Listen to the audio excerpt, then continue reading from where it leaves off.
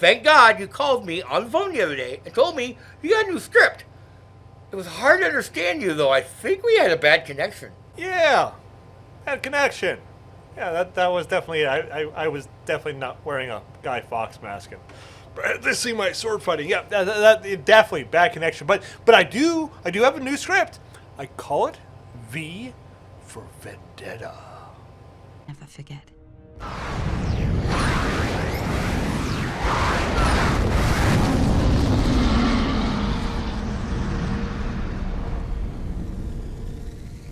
What? What is this, elementary school? The movie? Are you planning on pulling a Star Wars later and doing a prequel called A is for Annoyed?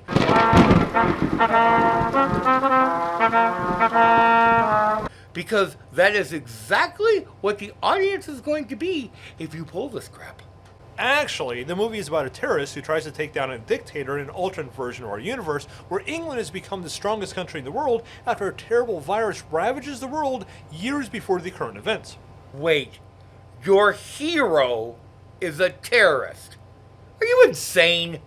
Of course not. I have the release papers that prove I'm saying now. I even have them framed. So, the movie starts with a woman and a masked man both getting ready at separate locations to go all out for the night. Neither are supposed to be out because a curfew is in effect. This becomes a problem when the woman runs into the local authorities. Whoa! So, breaking a curfew means what? She's gonna get a fine, a little smack on the wrist, maybe a ride home in a police car. Was she gonna maybe go to jail for the evening? Oh, no. They're gonna rape her. It means that we exercise our own judicial discretion. And you get to swallow it. What the hell? I thought these were the authorities. Well, yeah, we're going to imply that most people in power in this corrupt society are either rapey or sadists. That way, you know they're the bad guys. In the words of the immortal Billy Joel, why do you have to go to these extremes? Because I made the hero a terrorist. How else am I going to make it look like he's heroic unless I make the bad guys like really horrible? Speaking of which, the terrorist shows up and takes out the rapey authorities and then introduces himself to the woman. Sort of. Venal and virulent vermin vanguarding vice and vouchsafing the violently vicious and voracious violation of volition. What the hell? As a child, did his parents want to buy a complete encyclopedia set, but could only afford to buy the V-book? And then, out of boredom, he read it every day until he had the whole thing memorized? Either that, or this guy is insane. Or he really likes a triple word score on Scrabble. Of course, the terrorist does give an actual introduction afterwards and states his name. Verily, this vichyssoise of verbiage veers most verbose, so let me simply add that it's my very good honor to meet you, and you may call me V. The woman states that her name is Evie, and this causes V to offer to bring her to a concert he is going to, and promises to take her home afterwards. You named your main heroine after a Pokemon. I just want to get out the Pokemon, little cute fox kitten thing. Your heroine. Anyway, so she's just gonna go along after meeting up with some very rapey authorities with some dude in a mask that she just met? Well, it's a better alternative than trying to get home while avoiding more rapey authorities. So she goes along and finds out what he considers a concert has less to do with playing musical instruments and more to do with blowing up a building. Sounds like his concert was a bomb. Here comes the crescendo.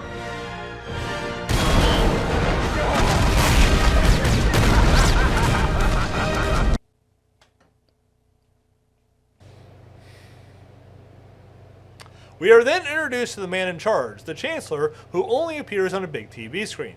He has a meeting with a panel of 5 people who hold various high positions and demands, Gentlemen, I want this terrorist found, and I want him to understand what terror really means. Their only lead, of course, is Evie, which we find out works for a big TV station. So what is she? An actress, a TV reporter, a fluffer? She's a gopher. Evie, there you are. You are still working for me, aren't you? Sorry, Patricia. I need 2 espressos and 3 coffees from downstairs. And Dietrich is ready for his tea.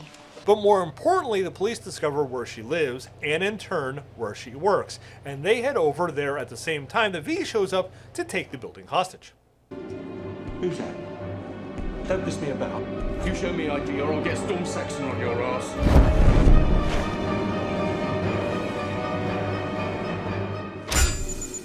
Fucking hell. Well, that certainly beats walking in with guns and doing the whole "everybody reach for the sky" thing. What is the point of taking over the TV station hostage? Wait, I know. He's one of those people that really, really hates reality TV, and he feels that this is the only way that he can end them. Because, mister, if that's what it takes, I'm going to strap a bunch of C4 onto my fat ass and run down there right now. NBC, here I come.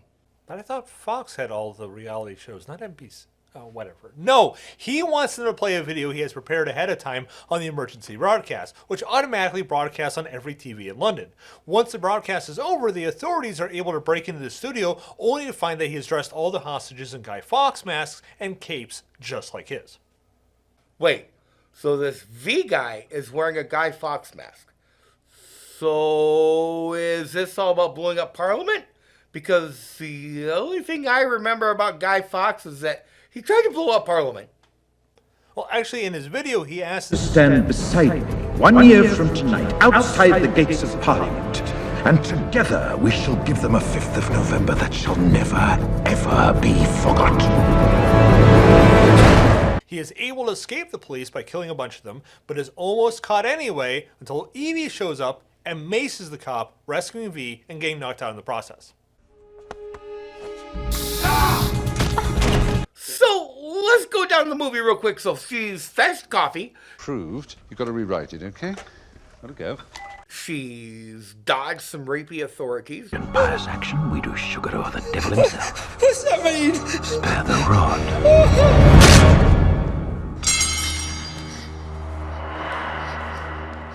She's been out past curfew, and now she's rescuing a masked man who blew up a building, killed a bunch of the police, and took her employment building hostage. Which also means her hero is not just a terrorist, he's a terrorist, a narcissist, a murderer, and very possibly an asshole. Are you going to tell me this girl isn't seeing anything wrong with this day? Of course not, because he's the good guy. If this is your good guy, I can't wait to meet the bad guy. So what does this good guy do next? Oh, he takes her to his underground sanctuary where he tells her he's going to keep her prisoner for 1 year until his plans are finished.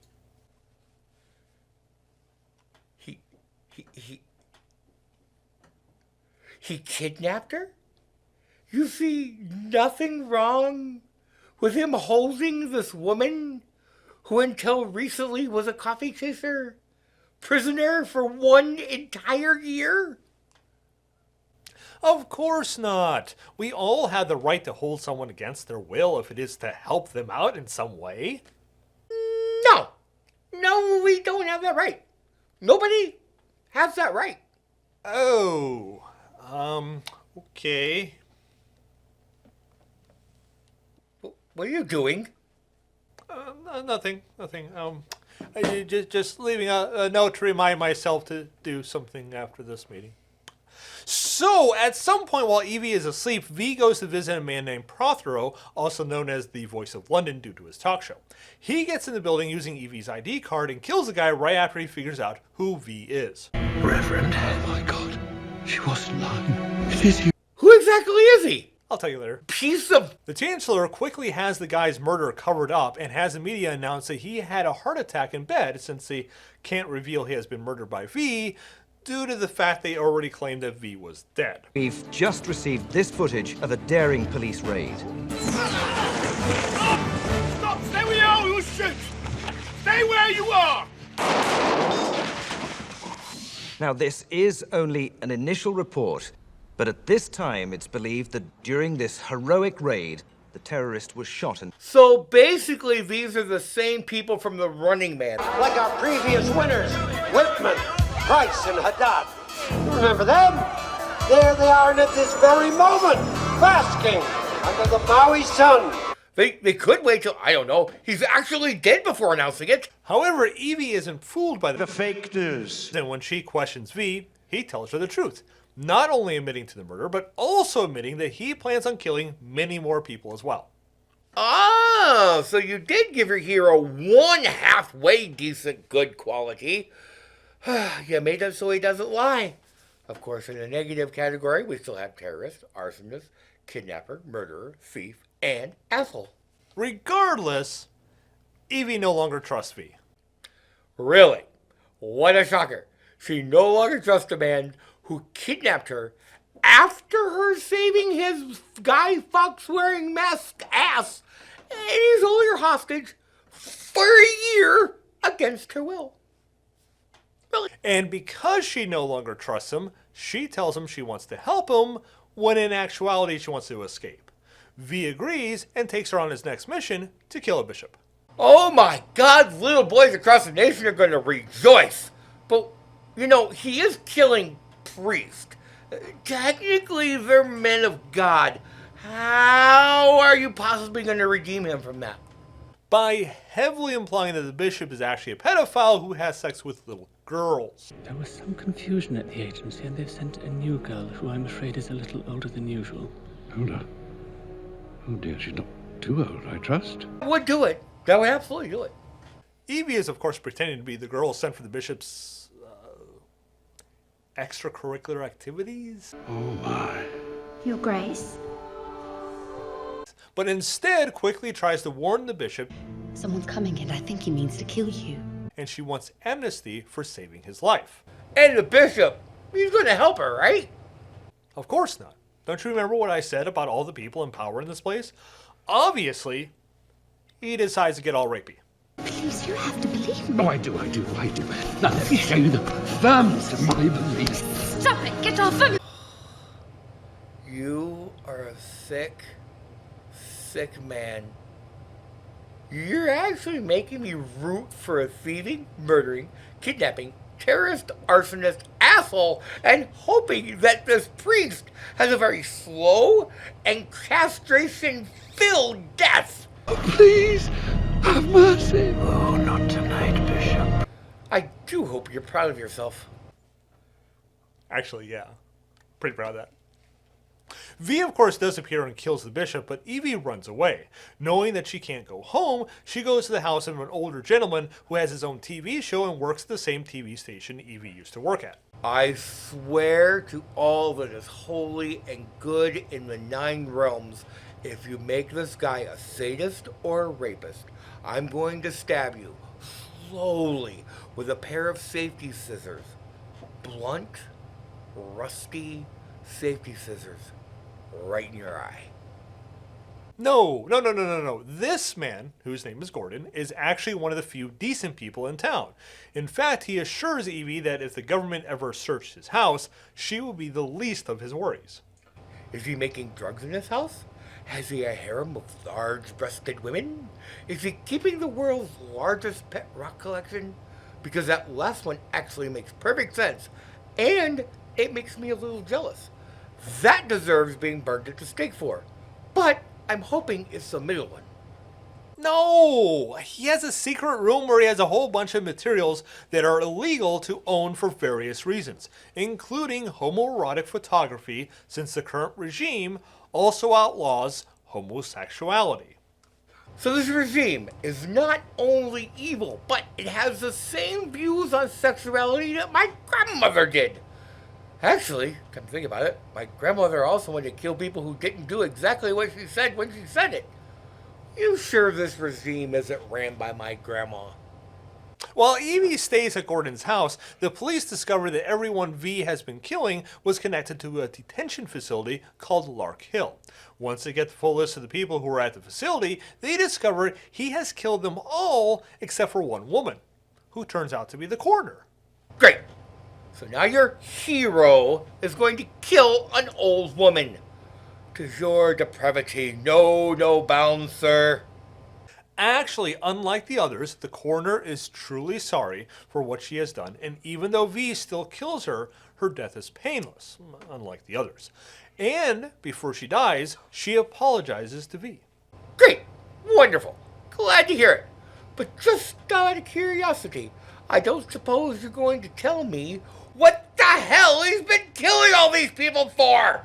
Because, in case you didn't notice, you haven't actually told or shown us anything that explains his motives. That all changes now, because the coroner wrote the whole story down in her notebook. Turns out, she was a doctor working on a super secret project for the Secretary of Defense. The super secret project, of course, required human testing, so they kidnapped people and did experiments on them until they died. Turns out V was the only person who didn't die, but instead got improved reflexes, stamina, and the like, with a small side effect of losing all his memories and no longer having any idea who he was. On November the 5th, he blew up the place, horrifically burning himself and losing his eyes, though with his superpowers he can still somehow see just fine, and now he's getting revenge on the people responsible for this horrible tragedy! You're basically telling me he's a burned Wolverine without the claws. Not exactly. The police find the journal where told Any discussion of this document or its contents will be regarded at the very least as an act of sedition, if not a willful act of treason.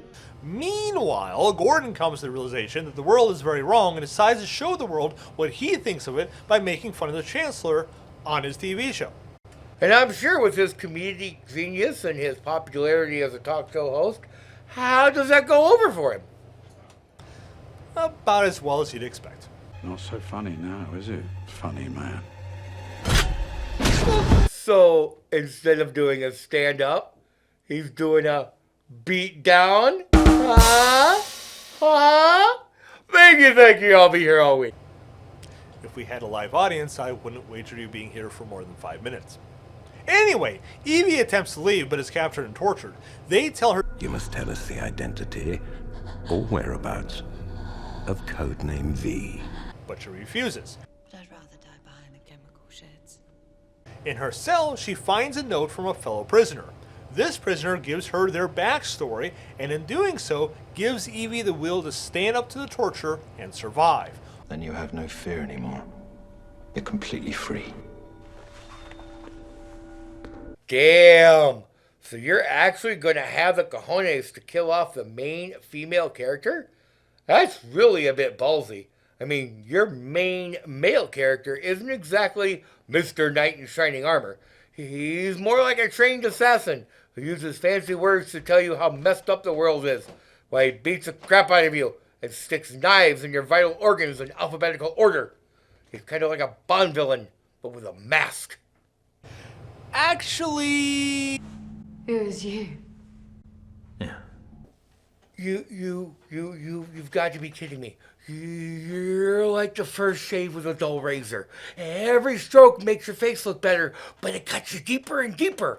What the hell, man? So your main character is a terrorist, a narcissist, a kidnapper, a murderer, a thief, an asshole, and a torturer?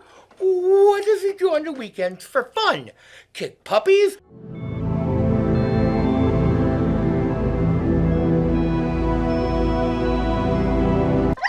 And piss in people's lemonade? Take candy from babies? Look up the skirts of the elderly? Knock over little kids' lemonade stands in town and steal their change? Please tell me that Evie is not okay with any of this. Oh no, she isn't. Not at all. You're sick. You're evil.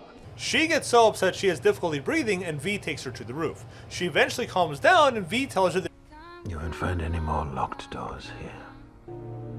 If I had one wish, I would wish to see you again, if only once, before the 5th. No way. Nuh-uh.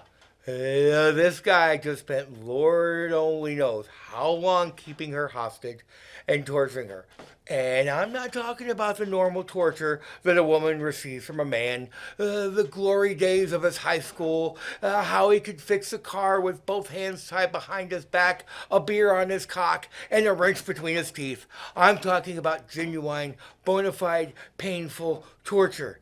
If she has a half a brain cell, just one half, she will tell him to take his request, shine it up all pretty, and shove it where the sun don't shine. And the place where the sun don't shine is his butt. I wanted her to shove it up his butt. Yeah, I got that. Meanwhile, the police keep up their investigation and locate a man named Rookwood who was part of the Larkhill project and disappeared years ago. Rookwood meets with the head investigator and reveals exactly what the police already suspected. From the bodies in Larkhill, they were able to create a virus, and although they initially intended on using the virus on their enemies, one rather diabolical man with a very few morals, named Creedy, suggested they use the virus on their own country and blame it on their enemies, which is exactly what they did, causing people to elect the man who ultimately would become the High Chancellor, and making all the people involved in Larkhill rich because they own stock in the company that created the cure for the virus. So all you're saying is that we got to collect a bunch of people, put them in an asylum, do horrible tests on them, mutilation, torture, the usual, figure out a virus that we can also cure, release that virus into the populace, let a bunch of people get sick, buy stock into the company that creates the cure, and then wait for people to pay for said cure while I get big, fat, and rich. Why hadn't I thought about this before? Because it's illegal and completely immoral? No, that's not the reason.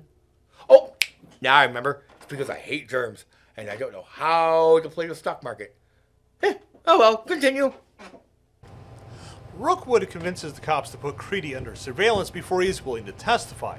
But in truth, Rookwood is actually V, and once the cops comply, V visits Creedy in his creepy garden and convinces him to bring the Chancellor to a spot of his designation by complimenting him. A man as smart as you has probably considered this. A man as smart as you probably has a plan. So this creepy, moral guy goes along with this just because V compliments him. No, it's also because V promises to give himself up to Creedy after he deals with the Chancellor.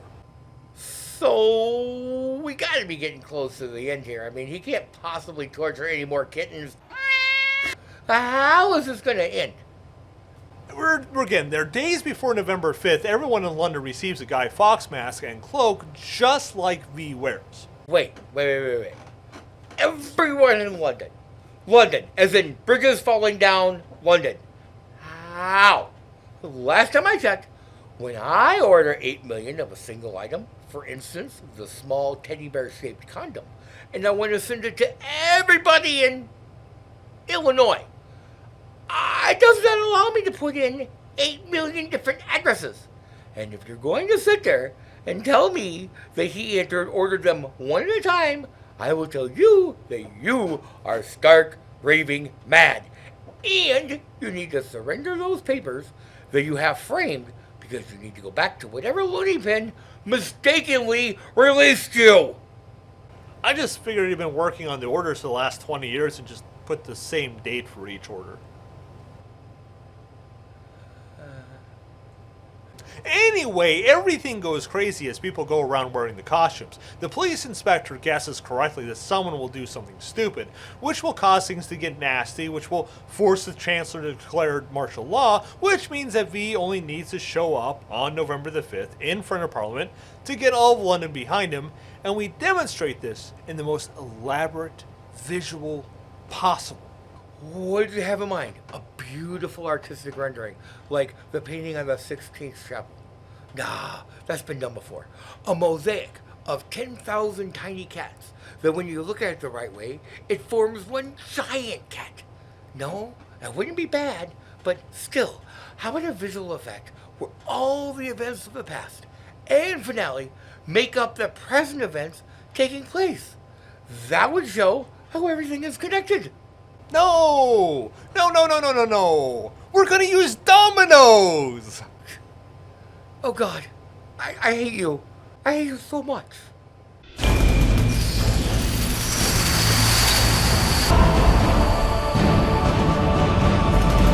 So, November the 5th arrives, and V is surprised to find Evie has returned as she promised. He wants to give her a gift, but he obviously asks for a dance first.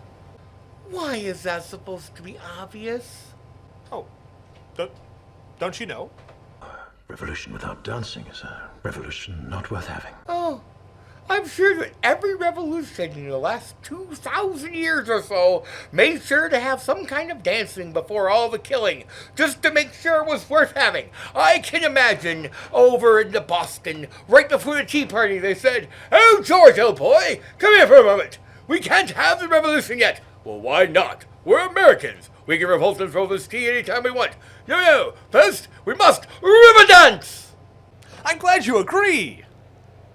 I swear, you need to get a Sarcasm for Dummies book. Really, really bad. Just finish the damn script. V gives Evie her gift. Does he give her his 50% off Amazon Prime for 1 year membership? Everything he has. His sanctuary, his books, his jukebox, his movies, a subway train filled with high explosives. Why does he have a subway train filled with high explosives? How else did you expect him to blow up Parliament? With fireworks? Well, seeing as that's what he did in the beginning, yeah, kind of. Oh, well, that's not as interesting as a subway train, so I did that instead. V tells Evie that... You made me understand that I was wrong, that the choice to pull this lever is not mine to make. Why? Because this world, the world that I'm a part of and that I helped shape, will end tonight. And tomorrow a different world will begin that different people will shape. And this choice belongs to them. Evie tries to talk him out of it by kissing his mask, but he goes anyway and meets with Creedy. Oh, wait, did you say she kissed that mask? Hold on. Ew, ew. This is a sick puppy we're talking about here. Ooh, he steals children's lemonade money. He kicks puppies. He tortures people. I can see he's alone. It's 3 a.m. in his giant dungeon. He just watched Debbie Does Dallas for the 18th time. His hand is all burnt and crispy. But the mask is clear. The mask is pure. The mask has a hole. Wait. Hold on. That line, on the other hand. Ooh, if I'm dead, I like it. That is one of the most badass lines I have ever heard. I don't suppose he can actually pull that off. Creedy brings out the Chancellor, who pisses his pants as V gives him a rose, and Creedy kills him. Creedy then wants V to take his mask off, but V refuses to comply.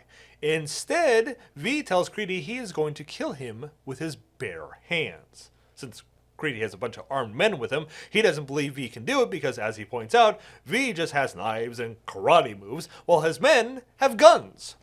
V, on the other hand, has a slightly different point of view. Now, what do you have are bullets, and the hope that when your guns are empty, I'm no longer standing, because if I am, you'll all be dead before you've reloaded. Ooh, if I'm dead, I like it. That is one of the most badass lines I have ever heard. I don't suppose he can actually pull that off. Oh yeah. My turn.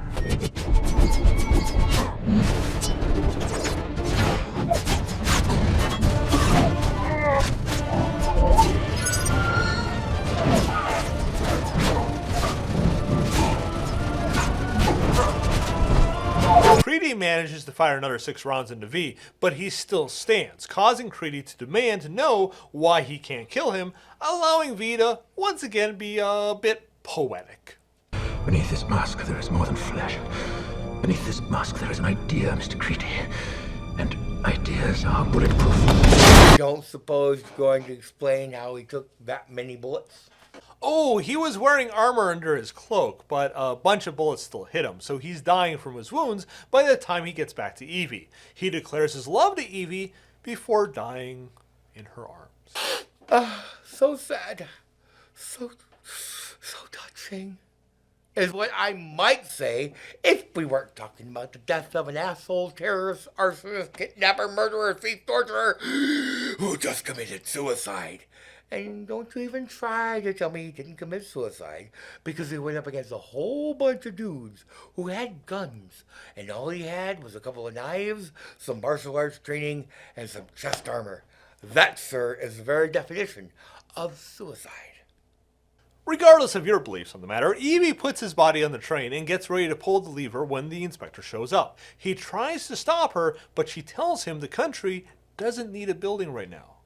It needs hope. And that is enough to get the inspector to lower his gun. That's it. That's all it took. No long impassioned speech filled with 1,000 V's. No terrorists, no blowing up, no kidnapping. Just beautiful words. We need hope. You make it sound like she could have said, we need beer. And he would have lowered his gun just as fast. It'll be more convincing when we have a musical score behind it. Just trust me on it. Evie pulls a lever as everyone gathers around Parliament to watch it blow up. Evie and the inspector watch from the roof as everyone takes off their masks, and we roll credits. The end. What'd you think? I think you're off your meds if you think this story has a hero in it. Last time I checked, heroes are not asshole, terrorists, arsonists, murderers, thieves, kidnapping, torturers who run around in a mask trying to take down governments. Corrupt governments. I said governments. Of course. Everybody knows all governments are corrupt. The point is, you got a story that is trying way too hard to have a message when it should be spending more time having bouncing boobs, mindless action, and swear words. I swear, you just don't know how to write a good movie. So you're going to pass? Oh, absolutely not. I am going to make the crap out of this movie. Lucky for you, we're desperate to pad out next year's film lineup, since our competition has been kicking our collective asses with these huge franchises. Great! Glad to hear it. I'm so happy. Now, if you'll excuse me, I need to get home rather quickly. Yeah, you got my text? Yeah, we'll have to let him go. Apparently it's illegal for some reason. I don't know why it's illegal. I didn't hear that. Because if I heard that, I could be counted as an accomplice. So I didn't hear that. I'm just going to leave and go on a long vacation to an island that doesn't have extradition laws. I think New York should work. And now for something completely different. What the hell? As a child, did his family want to buy an encyclopedia? God, mother words! Evie is, of course, pretending to be the girl sent for the bishop's extracurricular activities, but instead quickly tries to warn the bishop that V is coming and she wants amnesty for saving his life. And now I got to do that over again because I got stuck on the word amnesty. You did? Amnesty! Amnesty! Okay, you got it! Jeez! No, I don't got it. I got to do it again. Weren't you listening? I was. I wonder sometimes. I was reading my next line. Sorry. Great. So now your hero is going to burp in the middle of his line and recover and then do the line over again. It'll be more convincing when we have a musical score behind it. Just trust me on that. Evie pulls a lever as everyone gather... Everyone. That is what's there, but that's not how it's supposed to be.